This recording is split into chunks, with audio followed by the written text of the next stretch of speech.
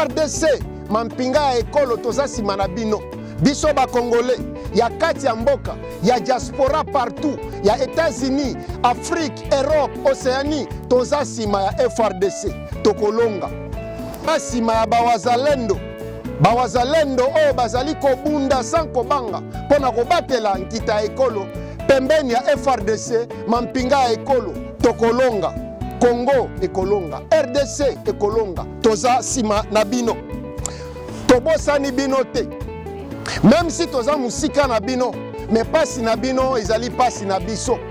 Mawa na bino ezali mawa na biso. Bozala na courage bisika bozali. Bo éviter kolanda ba information ya banguna. Bo éviter kolanda manipulation ya information ya banguna. O bazolinga ba déstabiliser biso moralement. Et si ma ba profiter nango.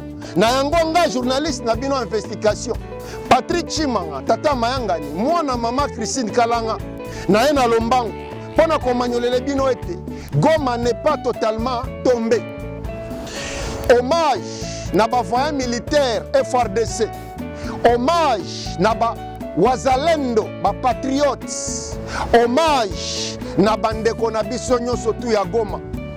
Bino ba ebanso bo perdre vi na bino na kati ya bitumba oyo na longoli lineti milimo na biso eza na bino. Bino ba FARDC oyo bo kitisi makila na bino pona ekolo tokobosa na bino te. République démocratique du Congo ekozala toujours reconnaissant na ba wazalendo oyo ba tiki milimo na bango na front. Na FARDC oyo batiki milimo na bango na front pona kobatela nkita ya ekolo, pona kobatela ekolo République démocratique du Congo. Pe mitema na biso tokobosa na bino te. Rwanda azokoba nako malmené biso République démocratique du Congo, kopiye nkita na biso, kopiye richesse na biso, koboma biso, kosala violation à territoire na biso. Presque 30 ans yangoyo ke Rwanda azali kosala biloko. Azali souvent ko utiliser ba terroriste na ye ya M23. Abandaka na ba terroriste na ye ya RCD Goma. RCD Goma ye kokoma CNDP. CNDP ekomi M23. Ezali même tactique oyo dictateur Paul Kagame na régime na ye bazali kosala pona ko piller République démocratique du Congo.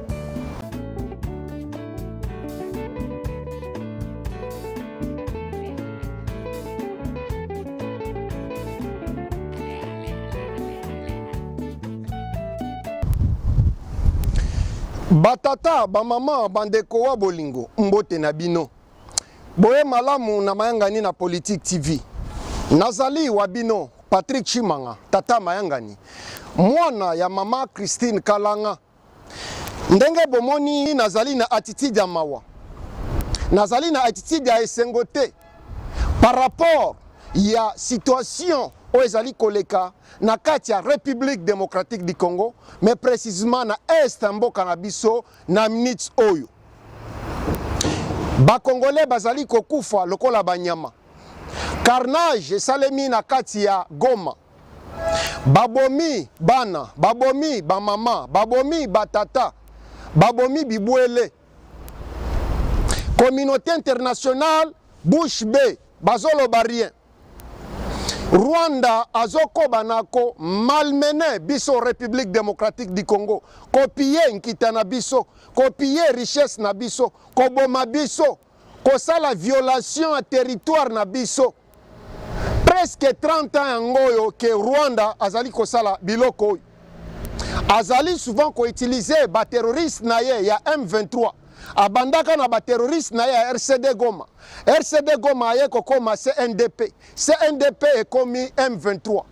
Ezali même tactique oyo dictateur Paul Kagame na régime na ye bazali kosala pona ko piller République démocratique du Congo. Hommage na ba voyant militaire FARDC. Hommage na ba wazalendo, ba patriotes. Hommage na bandeko na biso nyonso tu ya Goma. Bino ba ebanso bo perdre vi na bino na kati ya bitumba oyo na longoli lineti milimo na biso eza na bino. bino ba FRDC oyo kitisi makila na bino pona ekolo tokobosa na bino te. République démocratique du Congo ekozala toujours reconnaissant na bawazalendo oyo ba tiki milimo na bango na front, na FRDC oyo ba tiki milimo na bango na front pona kobatela nkita ya ekolo, pona kobatela ekolo République démocratique du Congo. Pe mitema na biso tokobosa na bino te. Population civile oyo akufi depuis presque 30 ans ngoyo, me mingi oyo baza sikoyo na banzela ya Goma. Bibembe ezali akolala lokola banzizi batata ba mama bandeko aboli.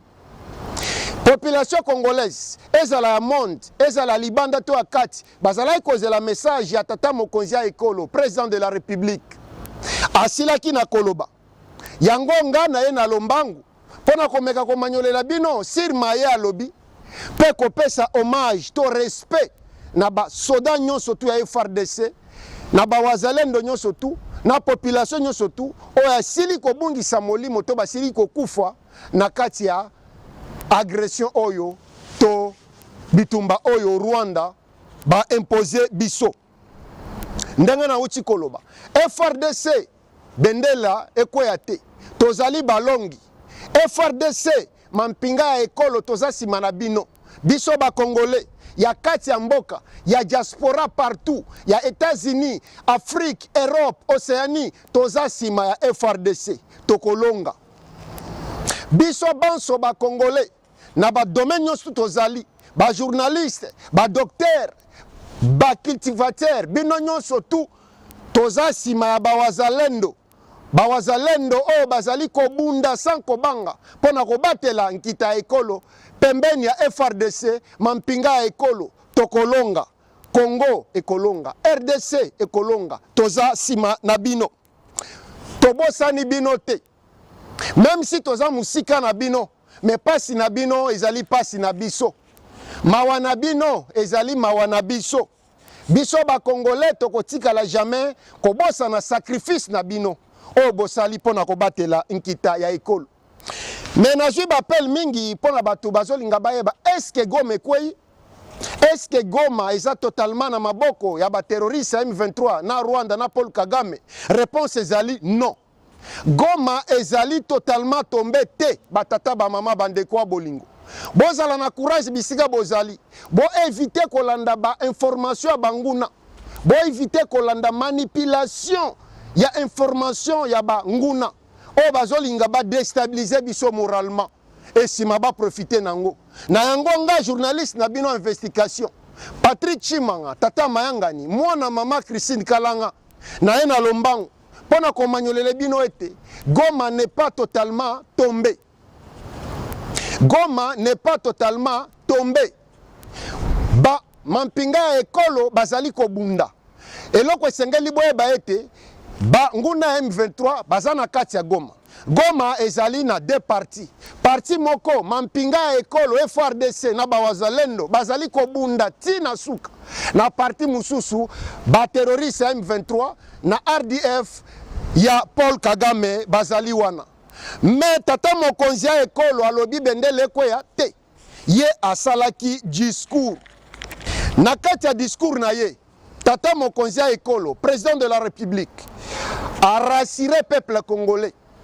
A sali discours moko ya rassurance. A rassuré biso peuple congolais ke toko bunda tina suka. Toko tika te Rwanda na Paul Kagame na ba allié na ye ba humilier biso République démocratique du Congo. Ba humilier nation na biso. Ba boma biso ndenge bazoko bakoboma biso toko bunda. Peuple congolais azali sima FRDC. Peuple congolais aza sima ya wazalendo. Peuple congolais aza sima tata mokonzi ya ekolo. Toko longa bitumba oyo batata ba mama bandeko ya bolingo. Oui, naebi ezali pasi kobungisa bandeko na minute oyo. Mais toko sala nini? Tovanda tolela.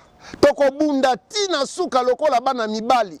Vaut mieux tokufa na honneur na biso ke ba humilier biso et pas ya Paul Kagame na banguna na kati ya discours na ye tata mokonzi ya ekolo asali discours moko ezalaki très important au moment où le peuple congolais République démocratique du Congo ezali ko traverser moment difficile ezali ko traverser moment de désespoir ezali ko traverser moment ya soni mais ye lokola tata mokonzi ya ekolo abimi alobi bana mboka bobanga te tokobunda pe tokolonga FRDC bendele ekweya te. Alors na kati ya discours na ye a continué lisusu a déclaré guerre indirectement contre Rwanda. Pamba te batata ba mama bande kwa boli bato bazala kozela mais pona nini président déclaré guerre te contre Rwanda te guerre ba déclarer kango na discours te guerre po ba déclarer ngo esengeli chambre mibale Assemblée nationale na Sénat ba vanda ba solola et puis ba déclarer guerre. Alors toyebi te tango mosusu na minute ezali koya tango mosusu lobi to lobi kuna tata mokonzi ya ekolo akobima pona ko déclarer ouvertement guerre contre Rwanda mais na ndenga diplomatie maye alobi eza déjà déclaration ya guerre alobi boy RDC ekotikala te komitika humilier epai ya Rwanda na Paul Kagame abakisi lisusu RDC ekotikala jamais komitika écraser epai ya Rwanda na ba allié na ye alobi tokobunda tozobunda préparation ezali na kati ya nzela pona riposte ya makasi contre bato oyo pona riposte makasi contre Paul Kagame. Alors na minute oyo eloko na kosenga na bino ba congolais o boza na kati ya mboka o boza na kati ya diaspora botika kosala promotion ya ba ennemi ya Congo bazali ko publier ba information ya lukuta bazali ko publier ba information oyo ezali ko déstabiliser FRDC bazo publier ba information ezali ko déstabiliser ba wazalendo o bazali na kati ya front na kobunda. Alors yonanga soki to bandi ko jouer je na bango ya kozwa ba information wana aux yeux publiés ozo bateke ozo travailler contre ekolo na yo ozo bateke ozo travailler contre pays na yo. Oui, nazali journaliste ezali métier nanga mais avant d'être journaliste naza congolais naza patriote.